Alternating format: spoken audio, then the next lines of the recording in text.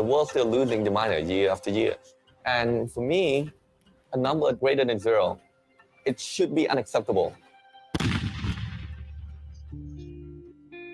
ខ្ញុំពិការដែលថានៅការដោះមីនហើយយើងមិនដឹងថាខ្លួនយើងថាបានរស់ទេអញ្ចឹងណាថាទូមីនគឺស្លាប់ We really don't know how many landmines were laid. The estimation may be 4-6 million mines laid. We have cleared around about 1 million mines. At the present moment, we have about 1,900 square kilometers of contaminated land remaining in Cambodia. That's roughly 3 times the size of Singapore. Yeah, that click, that's it. If you take a look at the mine itself, the detonator here would require a pressure, and that is all it takes. After the mine being detected, the miner needs to go in there and investigate. And usually what that means is having a hand shovel with some other tools, gardening tools. Ridiculous. That is the tool that they're going with. So what I want to do is to take the shovel out of their hand and put this robot in use so that they can know that if something were to go wrong, it's not their limbs, it's not their lives, it's metal that will need to be replaced. It can take up to 15 minutes or more to dig out a landmine. This robot, we aim to do it in under 5 minutes. If a village were to take 5 years to clear, and we can do so in 1 year, that means hundreds of lives are being saved. The whole idea of a robot that a guy built in his garage was something quite different. It's totally against the tradition where you have big military companies or big governments trying to develop their own technology for this. This is a small guy with a big heart and then trying to build his own robot.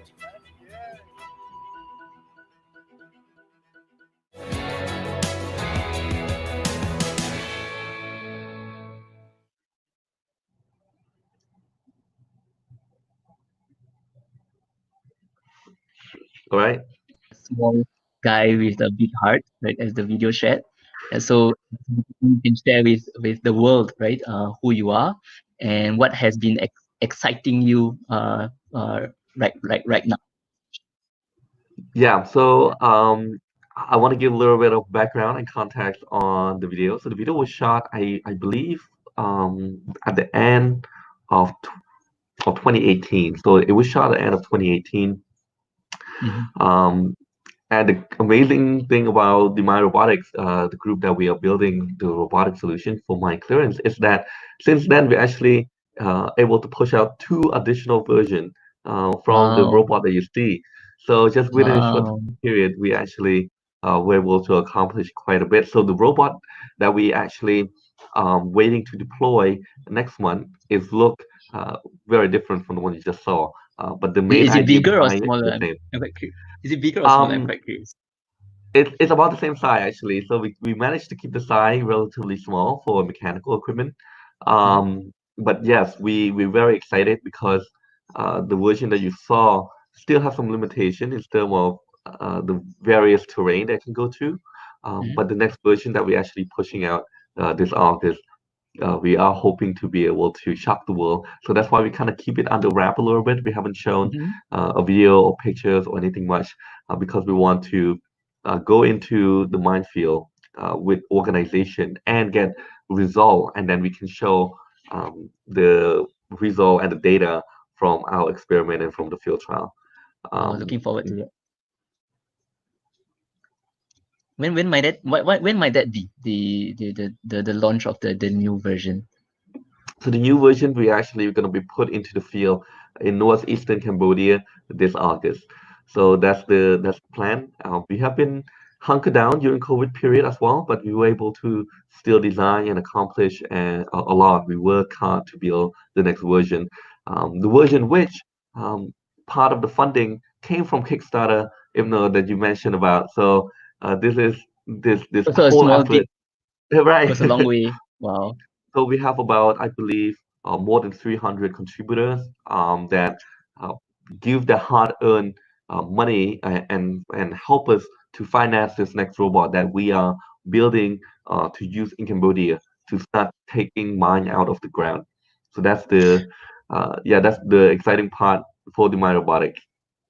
Richard, I'm quite curious. So when you mentioned about it being a problem, right? These mines in Cambodia, help us understand like how serious or how big it is in Cambodia. Like in Singapore, we don't have the experience of like no one's gonna tell me like, oh, be careful when you go to school, right? Because you might accidentally step something. Like how serious, how big is it in Cambodia? Yeah, so there's still an estimate between 3 to 4 million landmines left still in the ground in Cambodia, and Oh, more that's than like 1,500 kilometers square that still need left to be clear in the country. But if you take a step back and look at the global stage, there's still more than 60 million explosives left in the ground that included landmine, cluster munition, unexploded ordnance, and IED. So those explosives are being spread out among 66 countries. And so this is not a regional problem or a country problem. This is a global problem that is what I like to call a silent killer for a few reasons. For one, we don't see it as something that's obvious as a problem because it's very being hidden away and it's out of the media spotlight. But it also it's not discriminated.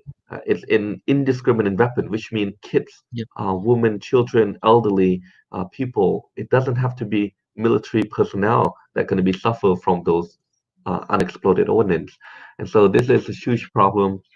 In Cambodia, is a huge issue that different organization has been focused to demine Cambodia for the past 30 years. And at the current pace, we are looking for a few more decades before we can see a mine-free Cambodia. Wow, decades. And so I'm quite curious like how fast with if let's say right like your robots are all over Cambodia trying to demine it Cambodia, how long would it take? Like you said, decades, right? If you were to not have your robot, with your robot, how fast can it get? We believe with full deployment of our robot in Cambodia, we can have mine-free Cambodia by 2025, which is the original goal Whoa. and original mission in Cambodia that the government has been announcing to the global stage saying Cambodia can be mine-free by 2025. And so our robot we designed to help fasten the process, and the goal of 2025 would still be realistic if we are able to take the risk, if different organization and the government are willing to take the risk and do the deployment of this new technology. Now, the that is the main difficult path for us to deploy our machine.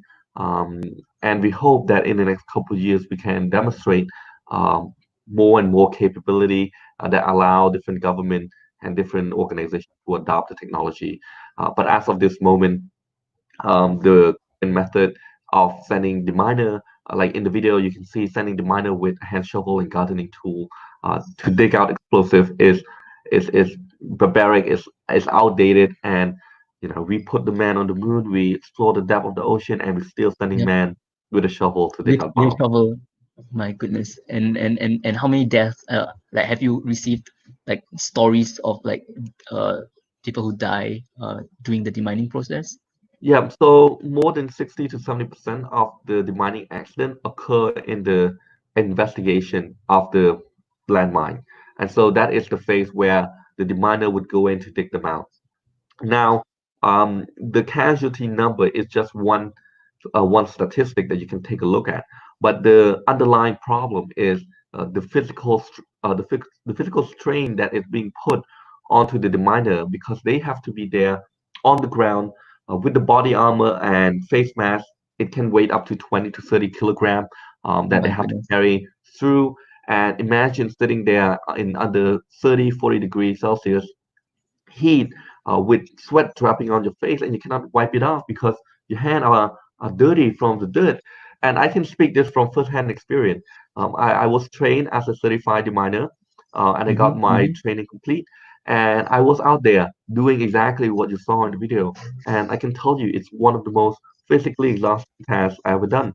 And not only that, among a lot of the miners that we talk to, it also affects their mental health because they have to be mentally prepared and on high alert for 7-8 hours a day for 20 days in a month. And so now we're talking a lot about the pressure.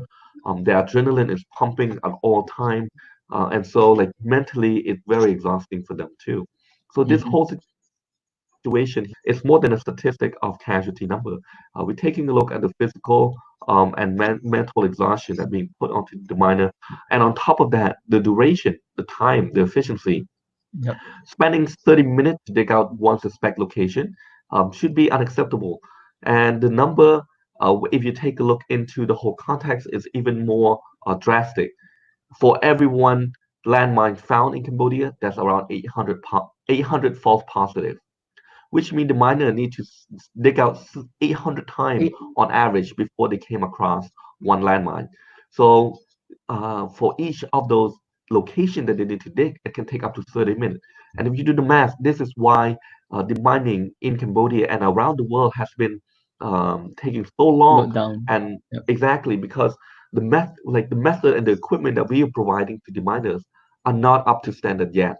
And if you take a look into many industry in the past 30, 40 years, there's a huge progress in terms of the equipment that people are using to make their job easier.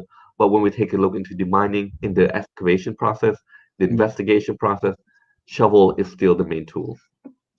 And I'm quite curious. So like so now we kind of look at some of the numbers, like so we have a question here from Dave. How many people step on landmines every day, right, in Cambodia? And who is So the in most Cambodia, vulnerable? in Cambodia, the casualty number has been drastically reduced since the 1990s. That's good to hear. But year to year, we're still having casualty upward of a few hundred villagers that they step on mine. And a lot of it too, if you take a look into specific village, it's not just the danger or the casualty from stepping on mine, but it's the economic restraint that landmine being placed onto the villagers, because we're talking about an area or district that people cannot do farming, cannot do agriculture, cannot walk to school, cannot access hospital, and so even though they are avoiding injury and death from stepping on mines, but they are very restricted in terms of their movement, in terms of their way of looking to make income to support themselves and support the family. What I like to say is, in Cambodia, in those districts and around the world where landmine is prominent, what the villager lacking the most is what we are taking for granted, and that is freedom to walk. And they lack that freedom to walk, freedom to explore, freedom to go where they want without fear of dying. And that the feeling that I used to have when I was growing up here in Cambodia, before I was very fortunate to continue my study in Canada. And the very first time I went camping in Canada, when I see kids running around the forest and the jungle, instantly I was shocked because that doesn't exist from where I came from in Cambodia, because we're not Wow. allowed to run around in the jungle, in the forest. Our parents would tell us to walk where the other person walk, so then we're not straying off the path and we don't go into the danger of stepping out landmine. Wow. So like the idea of growing up in a very different environment and being exposed to a place where you have the freedom to go everywhere you like without fear is something that a lot of us take for granted. And it's also kind of weird, right? So when we are in this COVID crisis, as so now it's like every step out of the house, right? It's potentially like a landmine, and like to the health workers out there who's working very hard, and inventors like yourself and the deminers who working, I would say, day and night, even with fatigue, right? Sacrificing their lives is something that we owe much of our gratitude to, right? So I kind of want to take a step back into history, right? So like we kind of know the numbers roughly on the seriousness of the issue. Going back to history in your own life, what was that spark? What was that spark? Was there a story, right, that kind of make you believe in this mission? Because I coming from like a background as an inventor, there's usually something that has to happen in our life that make us tip across and make this our life mission. What's yours? Um, so growing up in Cambodia, I was born in Cambodia, and growing up in Cambodia, it was easy to see the impact of landmine having on everyday life to villagers and civilians. Everywhere you walk in the 90s, you go and you see landmine victims lying in the street. We have hospitals that all their job for the doctors to do is to amputate the civilian that step on mines. And so for me, I've seen the impact, the negative impact landmines have on villagers. And when I was growing up, when my dad moved to the countryside, him and his cousin went out and to do clearing the land so that they can grow crops. And unfortunately, his his cousins, my aunt, she stepped on landmine and she passed.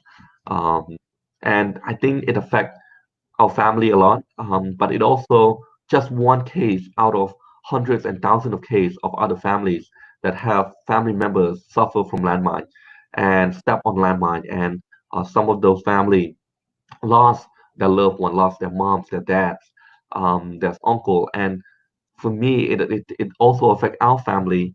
And so the feeling of having lose a family member to an object that was placed many decades ago or many years ago, um, and to have a person that not related to the issue but being negatively affected by it, it hurts a lot.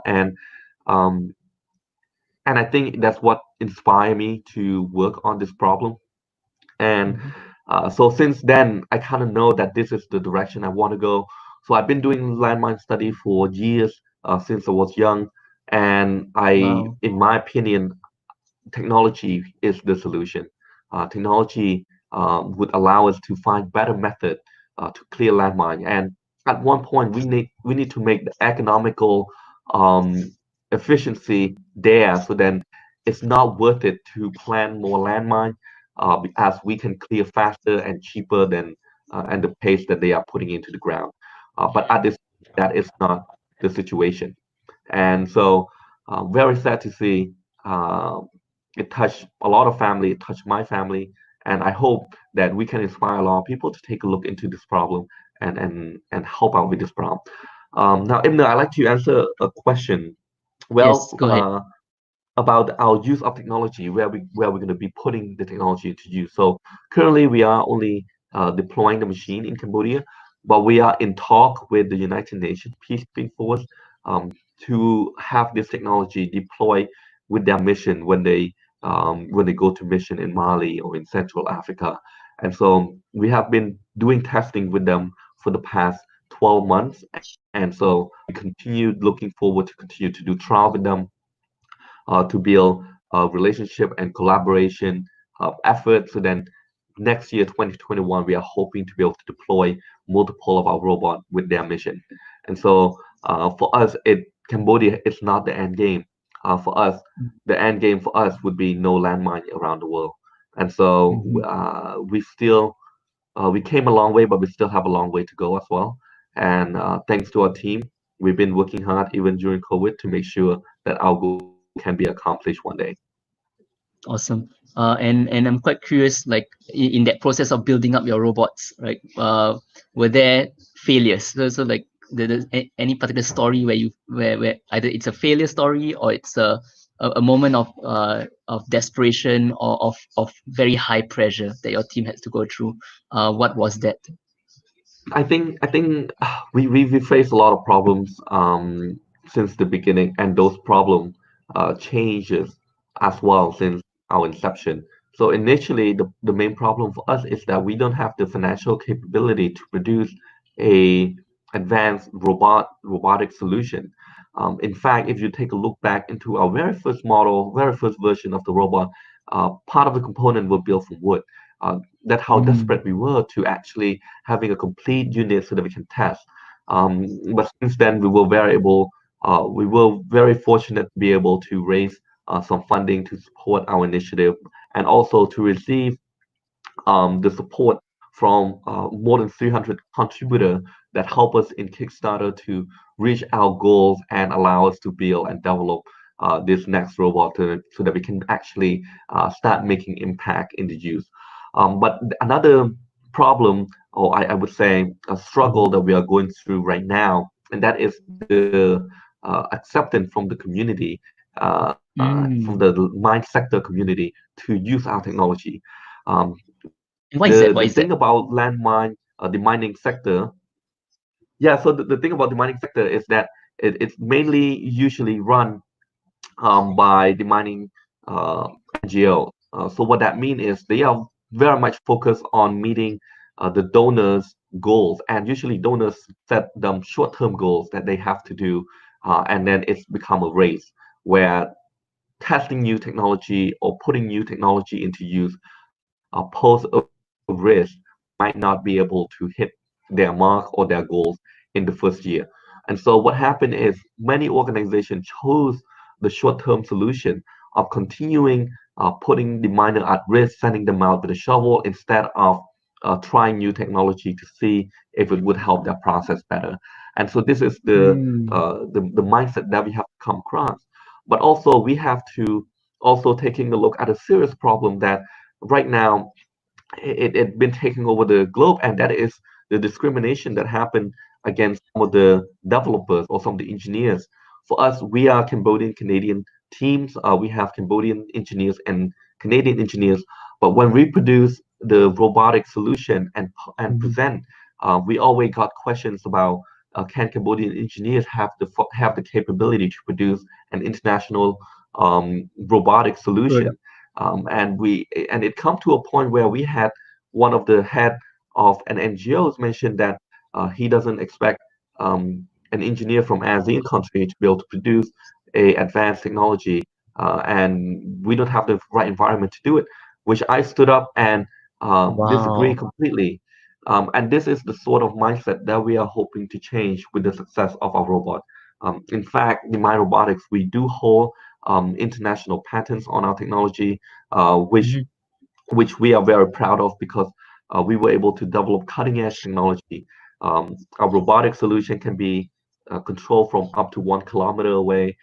It is semi-autonomous, which means it can be run on semi-autonomous mode where it can go and find the mine by itself and then do the digging process, or it can Awesome. be used the manual process where we can control it in different terrain. And so in the next couple of years, it's going to be very crucial time for us to start demonstrating that, hey, for one, we have a better solution to take the mine on the ground, but indirectly to show that in ASEAN country and Cambodian specifically too, can Yep. produce cutting edge technology that can help the world. Yep. And I'm quite curious. So you mentioned about NGOs. So usually NGOs are tied to like charity money. How big is this as a of the amount of finances that go into demining So the mining, globally? right, the mining clearing budget globally is $250 million per year. And that is the huge amount of money that's been pumping into the mining sector year after year. And if you're taking a look into the whole history of the mining, if just a short small portion of those budget are being invested into technology, I believe a better method would have came across 5, 10, 20 years ago. But it has been overlooked in the mining sector. A lot of technology usage has been overlooked a lot. Now we have NGOs came out in support of technology, but if you're taking a look into the real practical tasks and action that they've been taking, it's still a long way from being acceptable. We're talking about one of the largest mining NGOs that in their innovation department have two individuals with no technical background. And so those sort of issue is what caused this prolonged period of landmine problem around the world. And we got to remember every year that we don't take and clear all the mine in the ground, more and more people are going to be suffer from it. And Yep. and the ugly truth is that most of those victims, a lot of those victims are children, because children they do not understand the consequences of landmine as much as adults. So sometimes they will go into restricted area to play with their friends. And so this overall is just a huge issue and a huge problem. And the cost to clear landmine, if you're taking a look at the landmine monitor report, which take the data from all of these demining organizations, to clear one landmine, the cost is $1,000. And now, so we're talking about 50 to 60 million landmines left need to be clear. And so that we're taking a look at $60+ billion to clear all the mine in the ground. And so if we're not making any change, we're not making any improvement, the current pace of mine clearing will take another 300 years before we can say mine-free world. Not only that, this does not account into the new landmine that being planned every day in current combat zone. And because the landmine ban treaty came out already, what happened is different parties and different groups that have been planning landmine are doing so illegally, and so they do not keep track, which make it even harder for us to go out and clear those mines. And so, in terms of the mining sector, it's a complicated situation where funding has been not met in terms of producing technology. We have different organizations really looking into prolonging this process, and and and every $250 million put into the mining, it's not there.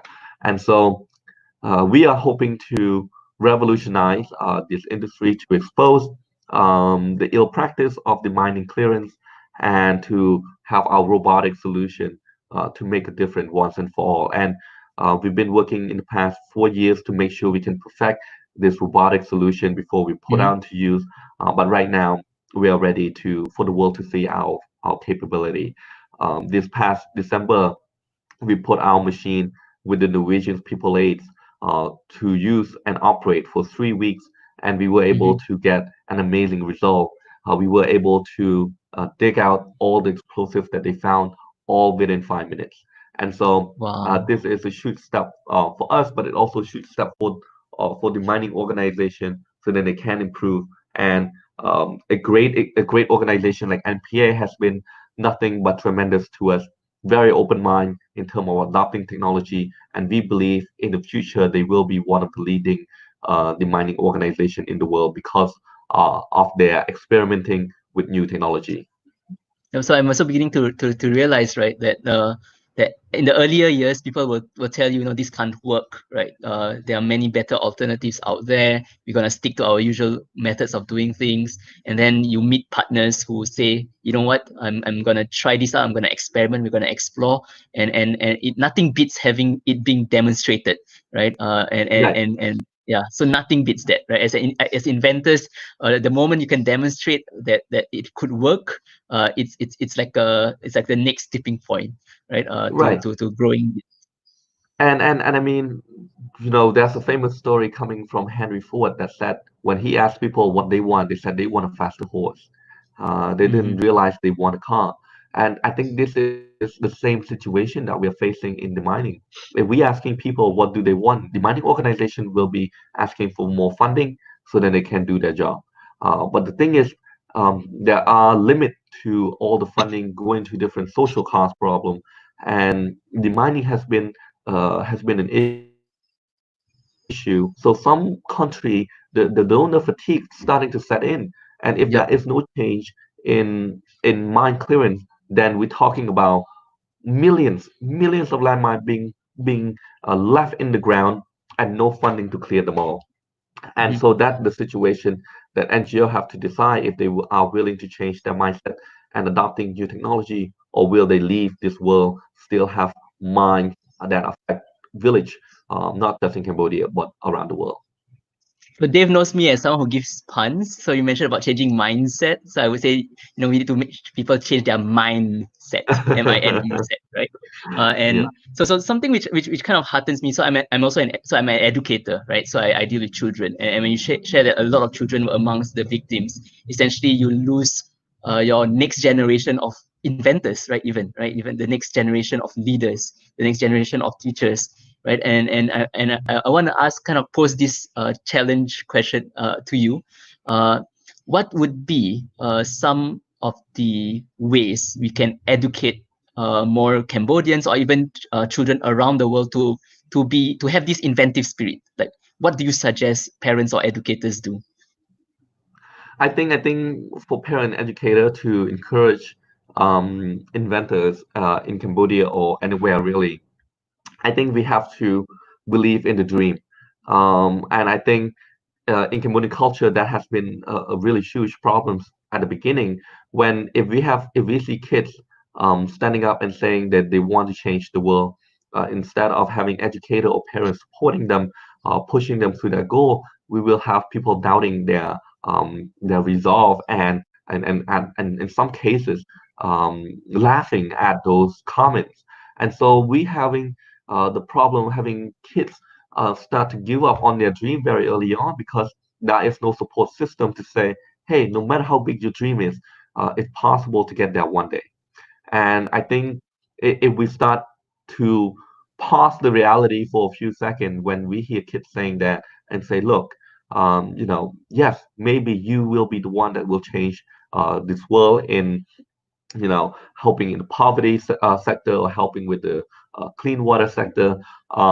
We got to give them chance to dream and to dream big, because if we don't encourage that, we will never find an inventors that came from a tough background and can change and shape the world.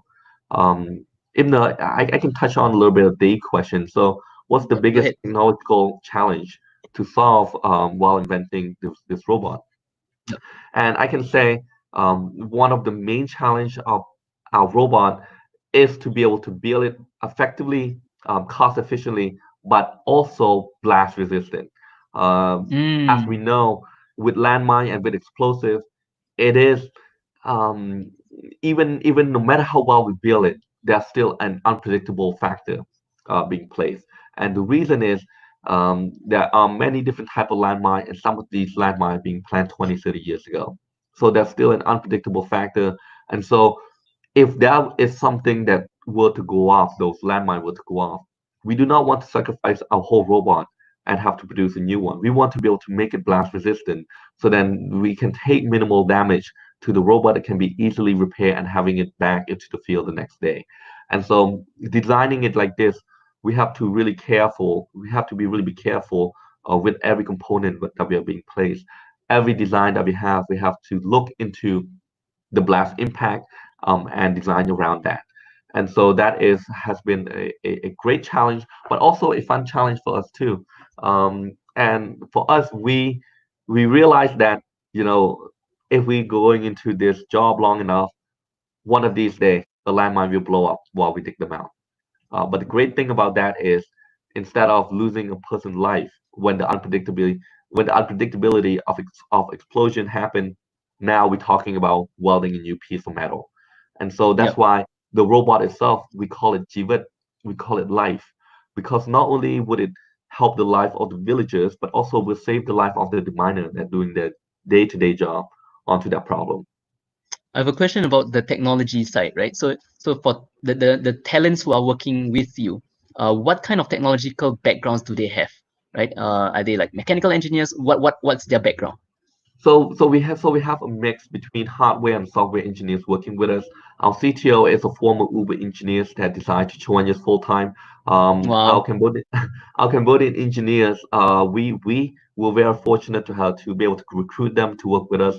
They were the number one and number two champion students coming from Cambodia in robotic solution and in robotic building. So we were able to pick the cream of the crop and putting the brain of all of them together and coming up with this solution.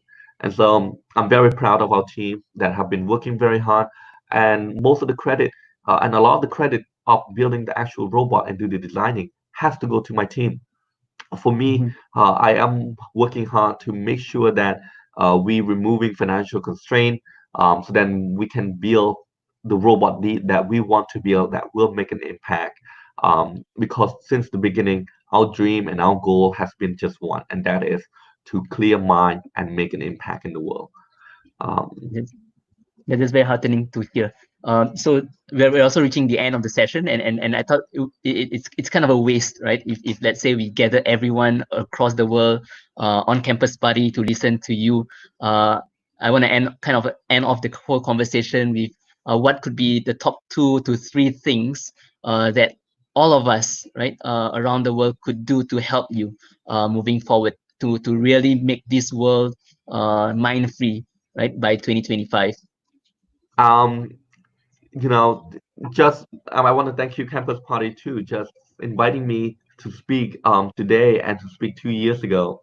It allowed us to share our message to many people, and I think with the mining sector, if we want to change it once and for all, we will have to educate not just the people working in the sector, but also the general public to see what are the problems with the mining sector.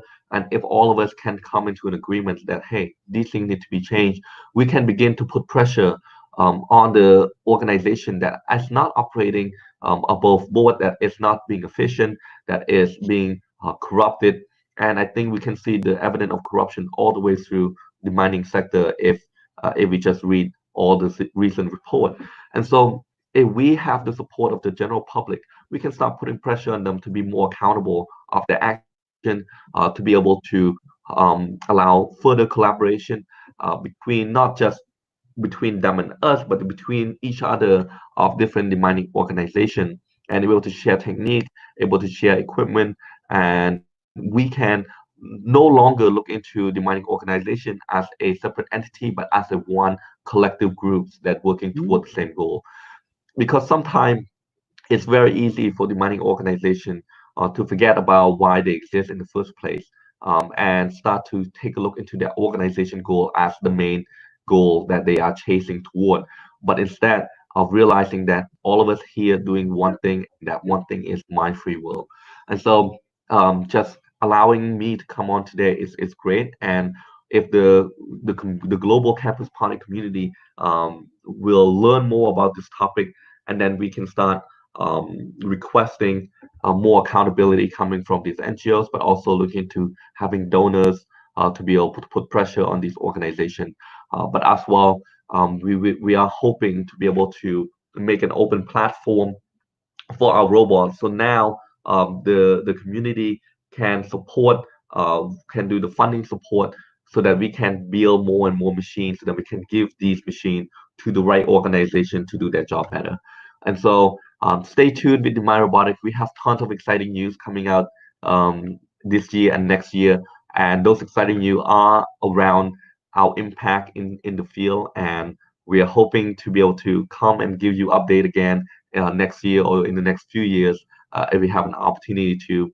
And thank you to Dave Lim, thank you to Ibnur, Daniel, and all the whole campus party crew that make this event possible. It's an amazing event. I loved it 2 years ago, and I love it today.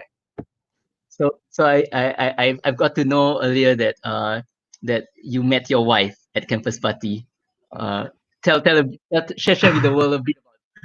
So 2 years ago, Dave was asking my wife to become a Cambodian ambassador to select different speakers and participants to participate campus party in Singapore. And back then, when I first started to come back to Cambodia from Canada to have our machine to demonstrate the work for different organizations, and she approached me to ask me to become a speaker at that campus party event, and I said yes. And so we spent a lot of time together while we were in Singapore, and just the relationship developed from that moment on. And I just got married this past February. So thanks congratulations. to campus party that I am where I am today. I'm And so quite it's a curious. great Like place to meet people. we've been hearing the story about Richard the inventor, right? Help us understand, like, what is Richard outside of the invention, right? So what is Richard in outside of the real life, right? What's your hobby? What do you do during your pastime to get your mind away from a lot of the sadness or even the challenges that you see on the ground? What is Richard outside of inventor? I think one of the main thing that I do is I actually love teaching. So I've been teaching for the past couple of years to different groups, different groups sometimes from coming from the countryside that they don't have the financial capacity to go into a high priced university here in Cambodia. So I was able to meet with those groups and share my knowledge and do different program, a communication program, and entrepreneurship program for them to understand what I'm doing. And next year I'm launching a program to be able to teach more and more people in communication and entrepreneurship. You can follow Demand Robotics through demyrobotics.com or through Instagram. Follow me And at Facebook. Richard Yim or Demand Robotics. Yep. So thanks so much, Richard. So that's Richard, right, from Demand Robotics. We are very happy to have you together with us at Campus Party, and wish you the best as well for the next upcoming launch. And we are very heartened to hear more inventors and more engineers coming forward to really bring the world, make it better. I always say that that in the world there are people who will create damage on Earth, but you are one of the very few that is working very hard to heal the world, right? And I wish you all the best. So thanks so much, and Thank you very much. goodbye everyone. Thank you. Bye-bye. Bye, Richard. Thanks so much, Richard and Ibnur. Thanks so much for that session. Thanks so much, Vivian. Thank you. Hi to finally see you online like this. So hi everyone. Thank you for joining us so far. So we are at day 2. Ibnur, have you voted yet? Not yet. So my slot's gonna happen after this in an hour's time. I see. So just some context for especially the Singapore audiences listening to us. Today's voting day for all of us in Singapore. I literally just rushed back from the voting center to make it. I might need to rush there later. Yeah, so thank you so much for hosting the session with Richard. That was really very insightful, and also sharing that little story, personal story of how he and his wife met. So that was really interesting. And tonight, I'm going to host a session with 2 amazing women whom I'm going to bring on just in a very short while. Thanks for joining us so far today. And also tonight, that would be the session with El Gore, Tim Berners-Lee, and Vincef in this historical first conversation with each other. So do stay with us. Just a recap for everyone that's just joining us, Campus Party. We are a tribe of crazy people. It's a festival of ideas, innovation, forces for good, featuring local speakers during this time zone from Australasia. So like what you've heard previously, Richard Im was uncovering the stories of mines and his work done in Cambodia. So this year's edition is really unique. This is the first time that we're going global digitally. Over 30 countries are joining us in this 100% online, 100% free. And we are 100% in support of the everyday heroes at Doctors Without Borders. So, donate. Yes, do contribute to them, yes.